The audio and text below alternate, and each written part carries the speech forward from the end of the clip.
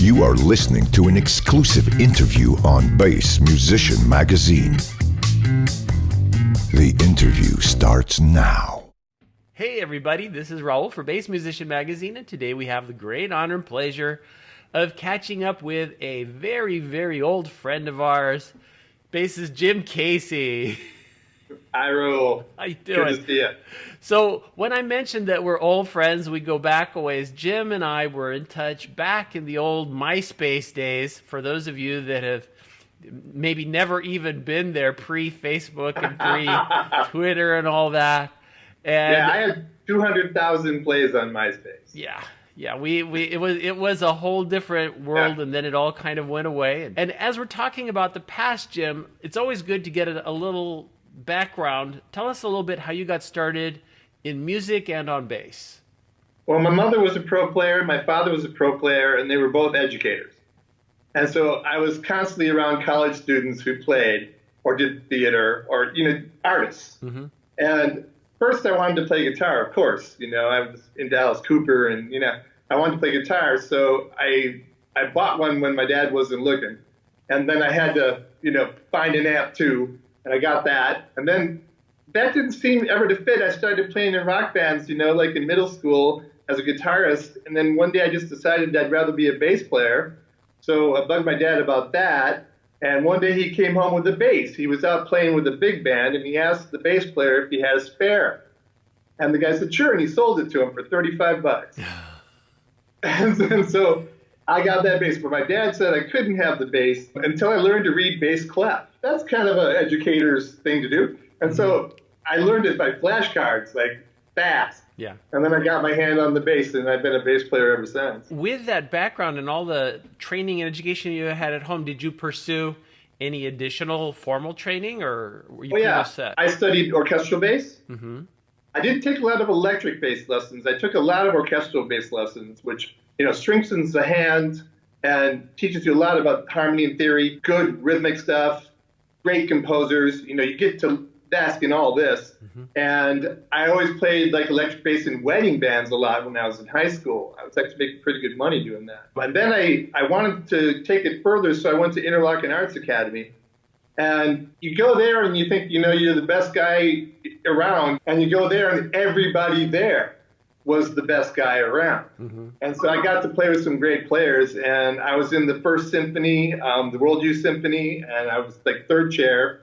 And then I was in the first chair in the big band, which was a famous band director named David Sforny. He ran that band, and that was a really good band. There's a lot of pro players that were in that band. And then as soon as I got out of school, I thought I was going to become a famous jazz musician. And I ended up working for jobbing bands around Chicago, playing covers and working in bars. Mm-hmm. I didn't really realize that I was too stupid to handle that level of networking. Yeah. That wasn't even a thing then, networking. Now you can do it. Yeah. But I started playing pro, and I played pro for a couple of years, and I made real good money with one band and really bad money with two others. And then the gigs around Chicago weren't really great either, not enough to have a car or buy strings really even. I was out of the gig for about a month, and I thought I should get a part-time job because money.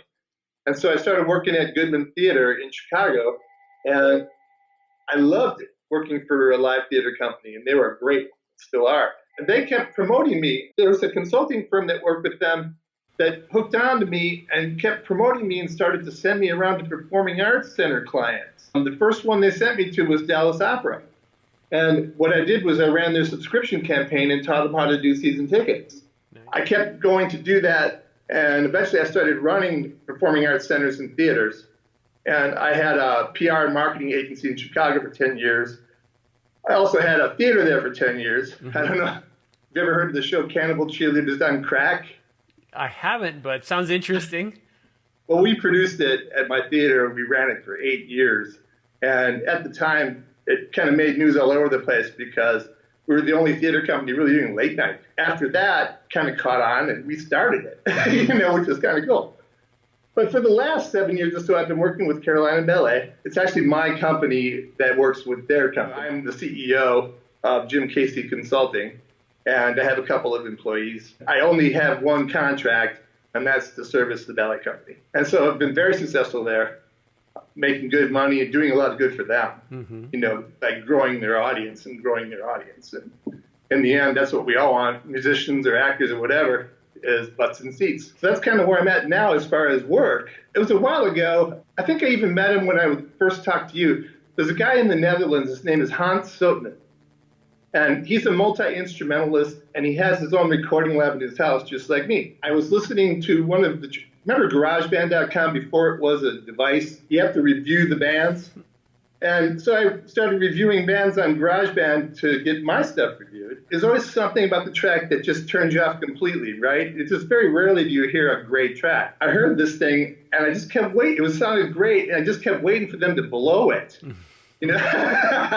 I kept waiting for them just to ruin it, and they didn't ruin it.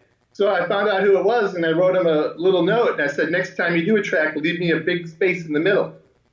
And about a month later, he gets in touch with me, and he sends me a track with a big space in the middle. And that's this track on my page called Swamp. And what he left in there was a big space for me to do a bass solo, and it's one of my favorite bass solos. It's not a slapping or a tapping, and it's just pure melodic, almost bebop influence, you know, linear playing. Nice. And I love that piece. It's old now, and what's freaky is people think I'm playing bass on the whole track, and all I did was the solo. He's such a good keyboard bass player that some people can't tell the difference.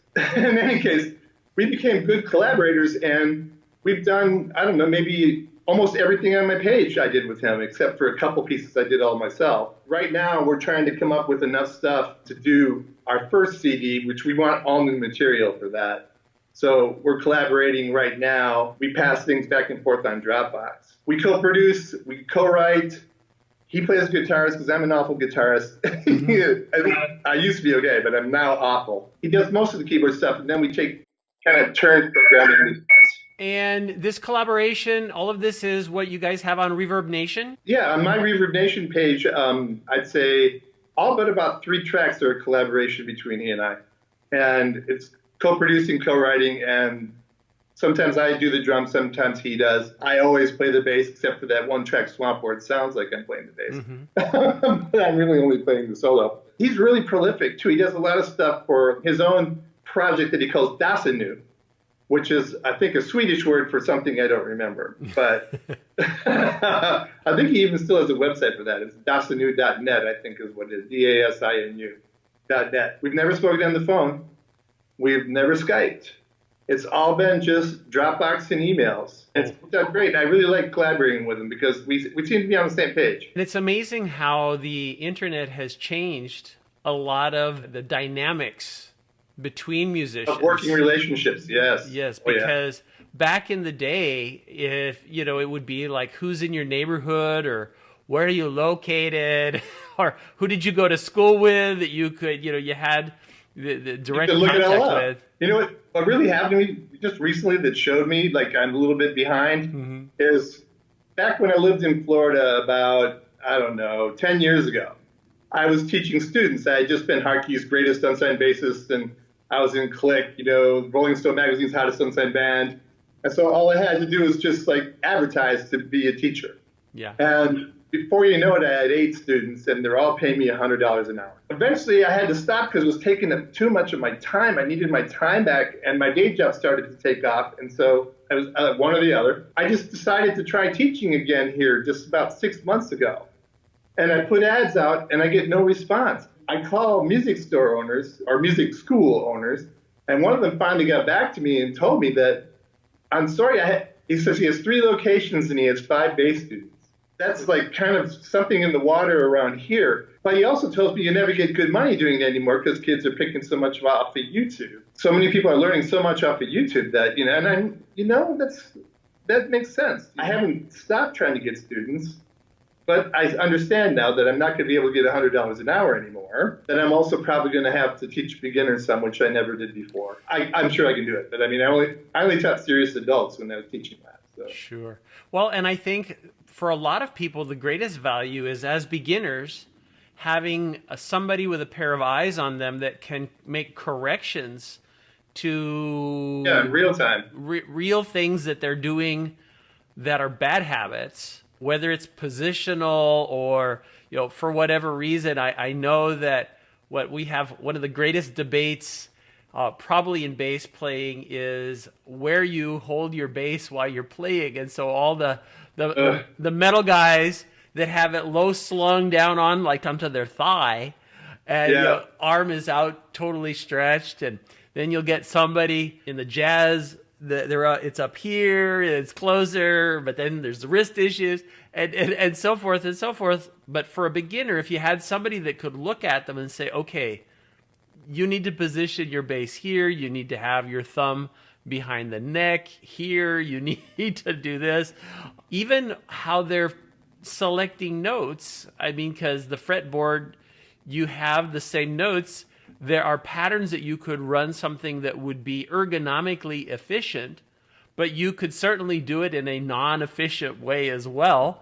Be just as musical. Exactly. But But it's just that much harder. You could run the whole pentatonic scale going from one end of the fretboard to the other, or you could do it staying on different strings confined to a 3-fret area. Right.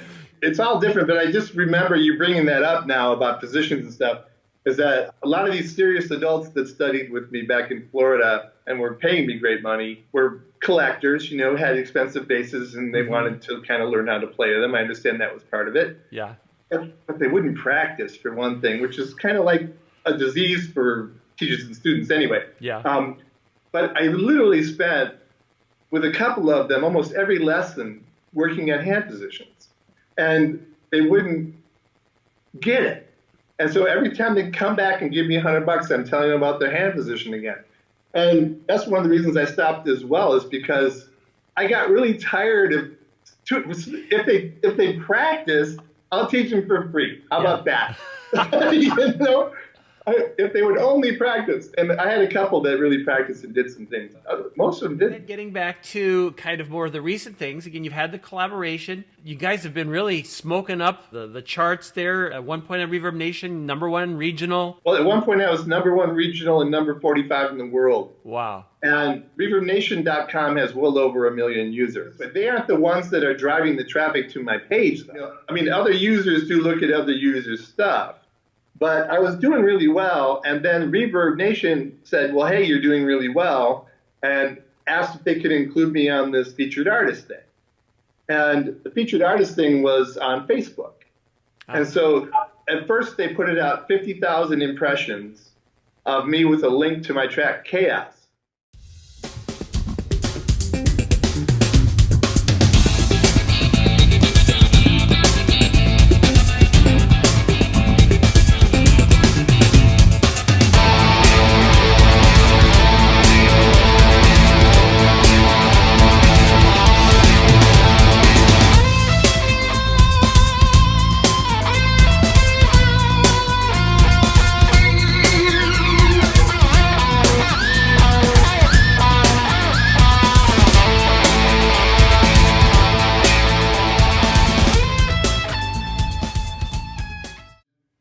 It got great response.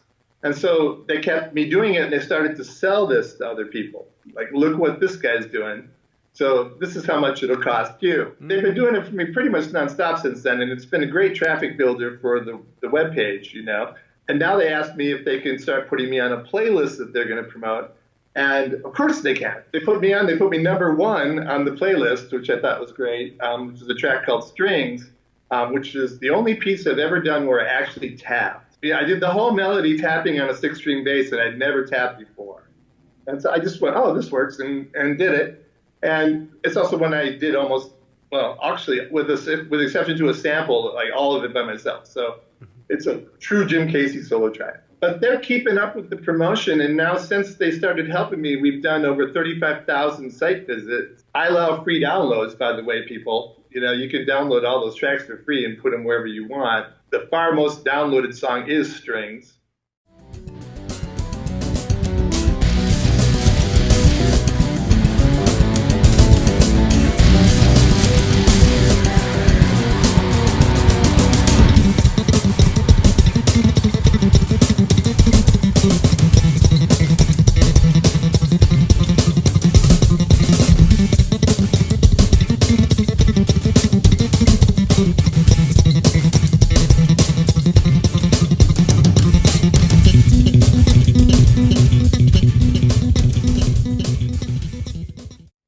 the one that's most played is Chaos, because that's first choice on all that stuff. But I like the fact that it's not the most downloaded song, because it shows that they're listening to more than one thing on the page, which is great. And so all this has got me to the point where, like I used to be a promotional type guy and get endorsements and, Hardkey for life and, all that kind of stuff. I kind of feel like getting back on that, and it's making me want to play more. It made me want to get a new bass from Rob, and I'm playing upright again.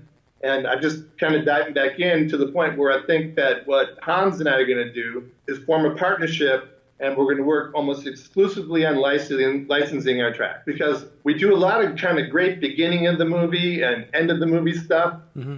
And you got to cut all the solos out. And then you have a movie that's really made for gaming and made for, all sorts of genres of film. And I think we could be really successful with that, as long as people can understand we have to play solos when they're not using the music, Of course, you can tolerate a guitar solo on a driving track, Yeah. But not a bass solo. It's not going to fly much. That's been really exciting lately, just getting that exposure again. It's been great, because I got so much exposure from Hardkey's thing. Very, very cool. And we will talk about gear, but before we do, I don't want to forget, as far as it sounds like you've got a diversified scope of music that you're playing. I know as I was kind of reviewing and looking, you were kind of in what I call a groove rock fusion. That's what I call it. Vein. That's what I call it, groove rock fusion.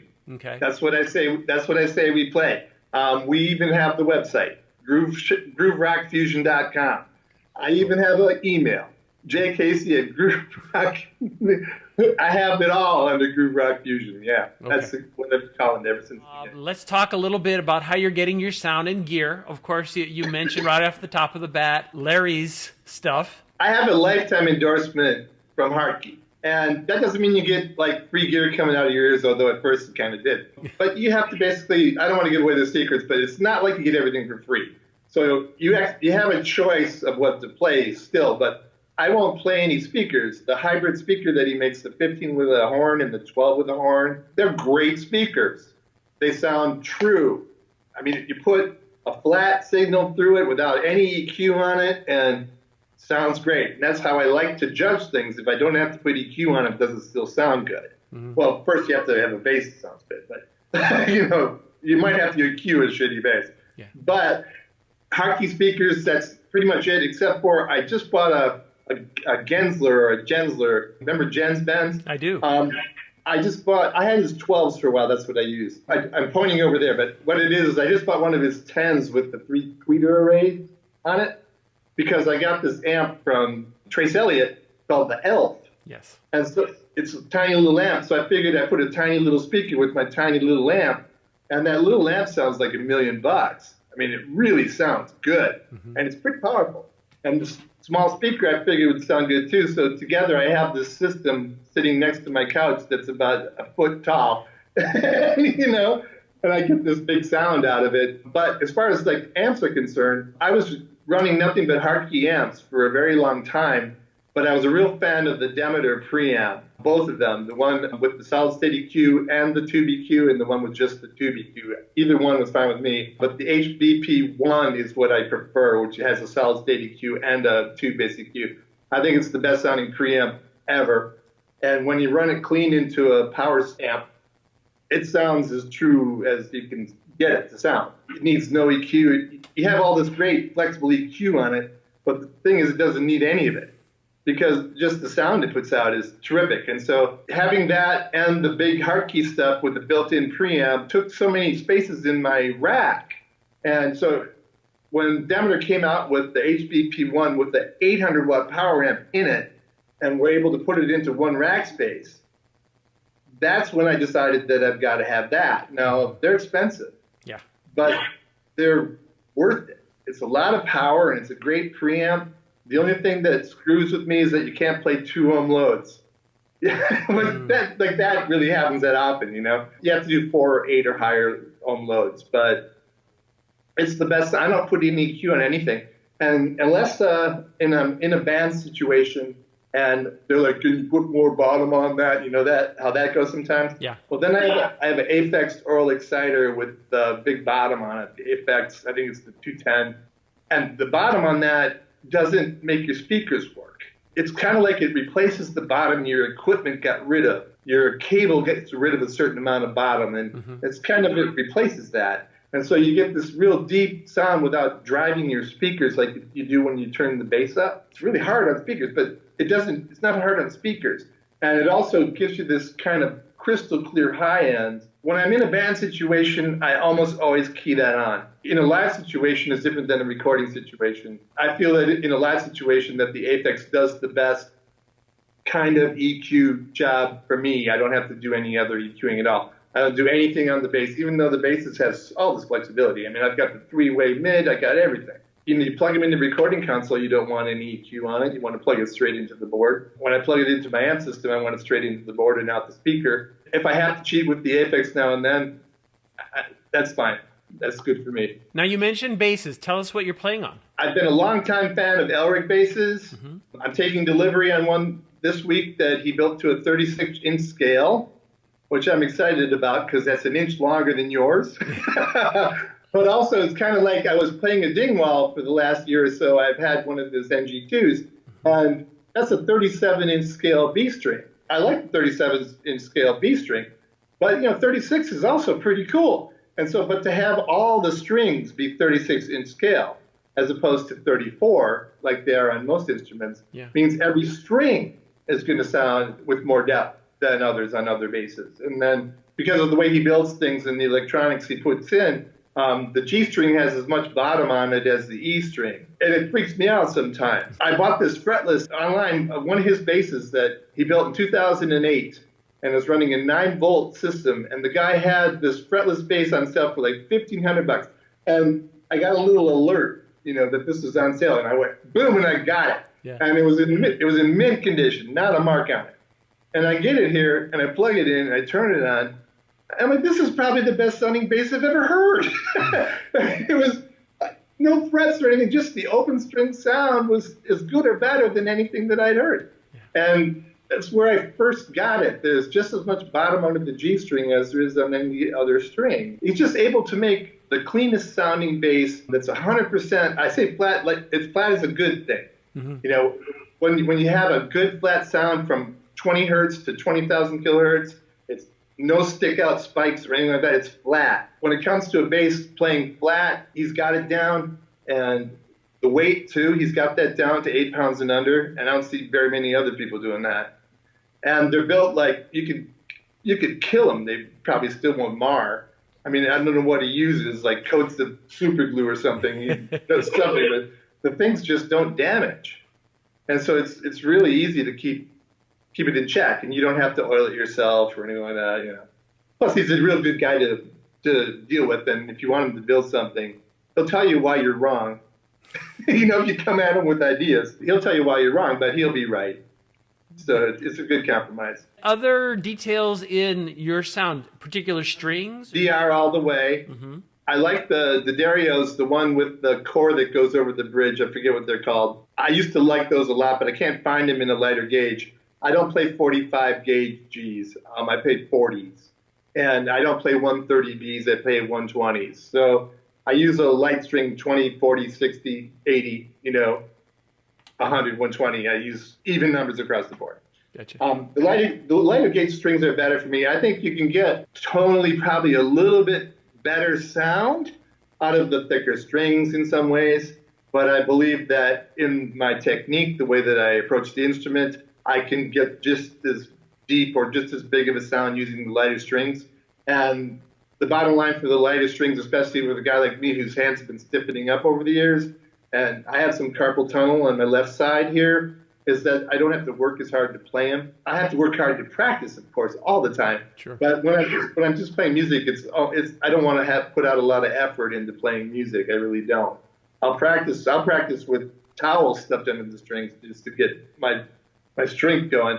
But when it comes to actually playing, I need a light string. And DRs are the string for me, the high beams. D. Markley has a blue steel set. that is about as good. And if I can't find the DRs, I'll get those. And are there any other elements that are essential for you getting your sound? Any other parts of your gear? It's all in the hands, really. I mean, if you have a flat bass, you have a flat amp, you have a flat preamp, you have flat speakers. You know, my stereo system is flat. I mean, as long as you have, it is. As long as you have flat, you're going to sound good. As long as the instrument is good, as long as the instrument sounds good, it's going to be good. So that's the trick to my sound, is don't put anything on it. Yeah. And I know I sent you a picture of a pedal board. Yeah, and I have a pretty big pedal board, and I will use that to play out. But I will never put effect. Well, not never, but I probably won't use any effects between me and the board when I'm recording. The one exception, I think, did you hear Aaron Bedrosian's latest CD? I've heard some of it, yes. Well, he's got this one track on there where it sounds like there's a string musician following him. And I called him up and said, "What the hell? How'd you do that?" And he told me he got this Eventide device, Eventide H9. And as soon as he told me that's where he got the sound, I was on eBay that minute, literally buying one. And the thing about it is that Eventide really knows what they're doing. They always have. And they make effects that appear beyond the scope of your rhythm. In other words, they'll respond to like your motion, but they won't double you. It'll create whole new sounds that go with you, that work with you. And if you listen to his latest CD, you'll hear it. On like 2 different tracks, you'll hear this. You swear there's a string section going on, maybe only 2 violins or whatever, but there's somebody there playing that. And then I found out it's this. So this I may put between me and the mixing board. But it'd be better just to run a bus into an auxiliary channel. But you can't really do that well in Pro Tools and analog devices. Gotcha. But then I've got everything else. I've got distortions, and I've got, delays, and I've got loopers, and, I've got everything that you could possibly want, including a great preamp, but I have a great preamp. So I never plugging a board in at home. I need a separate room to really have all this stuff hooked up. I hear you. What I find is it really kind of depends on what the demands of the music are. If it's, some gnarly, metal-y kind of rock, then the pedals and the distortion and the octaver and whatever else is a key part of the sound. And when you listen to so many others, I mean, I always think of players like Chuck Rainey. It's the bass, the strings, and the amp, and as you've said, it's a flat. There's no playing with the EQ or anything like that. It's just what you hear. If you want to put something on it, put it on in the mix. Yeah. If you want to make me sound deeper, then there's a number of plugins that allow you to do that. And then I have in my rack, I have a compressor, a limiter, a delay, and a reverb. The compressor limiter is in one TC Electronic package. One rack space. The other one, the reverb and the delay and the reverb, and also it's the chorusing unit, are in another one rack package. You could get, on eBay, you could find the same units now for about $80 a piece. When I got them, they were like $300, and I've had them ever since. And they're just really clean sounding devices. I was kind of weird about them going into the bass amplification business because I thought, well, you did such a great job with this gear. How dare you get into the bass market, But these 2 pieces that I got from them, that and a wireless unit in my rack and a power unit in my rack. That's the whole rack. It's the Demeter, those 2 units, the Aphex, and the Furman power conditioner. That's really all that's there. Then I own also a Ashdown amp that I just ended up with at one point, and it's a really great sounding amp. So I haven't sold it. I probably should because I'm not using it, but it is a really great sounding amp. Well, and moving away from gear and kind of looking ahead, because it's a dynamic, you're obviously in a very dynamic point with all that's happening on Reverb Nation and the collaboration. What plans, you mentioned you have plans for a future to do a CD. Well, we're going to do a Casey Soetman partnership. His last name, Soetman, and that's literally the way it reads, Casey Soetman. It's real simple. And we have the website virtually built. We haven't launched it, but we have the front done and a lot of the back end done. He's good at that. Okay. So I can program HTML, but as far as the modern stuff is concerned, he's much better at that. And so he's putting that together, and then we'll have the track player on it so that you can listen. And then I've been involved with licensing agencies before that have done nothing for me.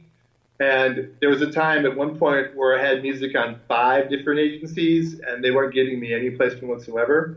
And I realized that they were really just playing a numbers game, and how many tracks could they possibly have? And then they were only shopping a select number of tracks. They just wanted it in their catalog. So what I'm looking for right now is someone who is really good at placing things. Like Ruel, Ruelle, is a singer, an artist that has no CDs. She only exists on iTunes. And she gets more song placement than anybody.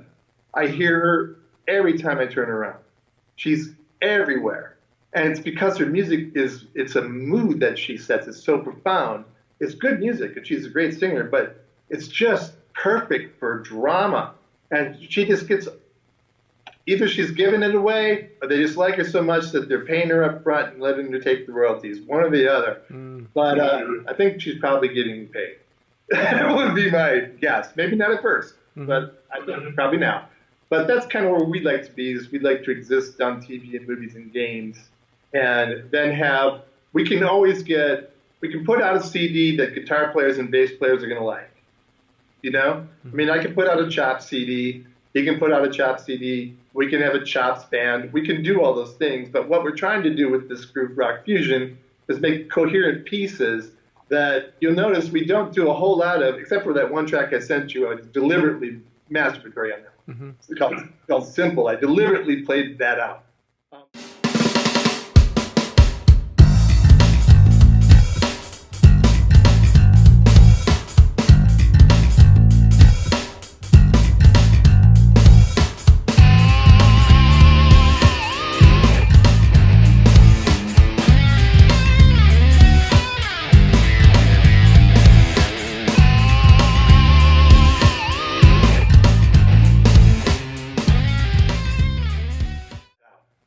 But you won't hear us doing a lot of goofy, weird, flashy solo stuff.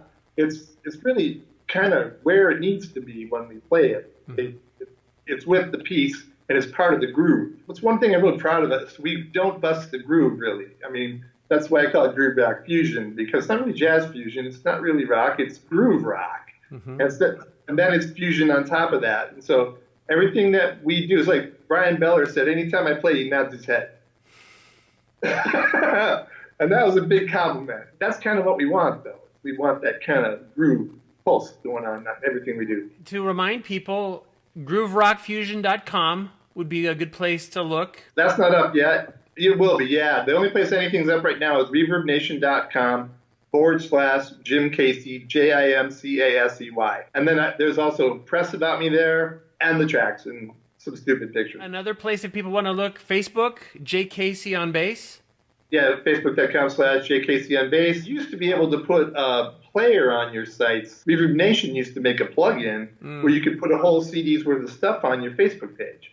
And I had that for a very long time, and then Facebook stopped supporting it. So now I will, Reverb Nation has a plug-in app that they have, which allows you to post a track into your comment section with a button on it. So you can play some music on my Facebook site too, yeah, now that I think about it. You just have to kind of go into my timeline. There you go. Very cool. Well, Jim, we appreciate you taking time out of a busy schedule. You're doing so many things. Folks, make sure that you're staying on top. Keep your eyes open for grooverockfusion.com when it kicks in. People, you've seen him here. Old friend Jim Casey talking to you live on Bass Musician Magazine. Thanks for bassing out with us here on BassMusicianMagazine.com.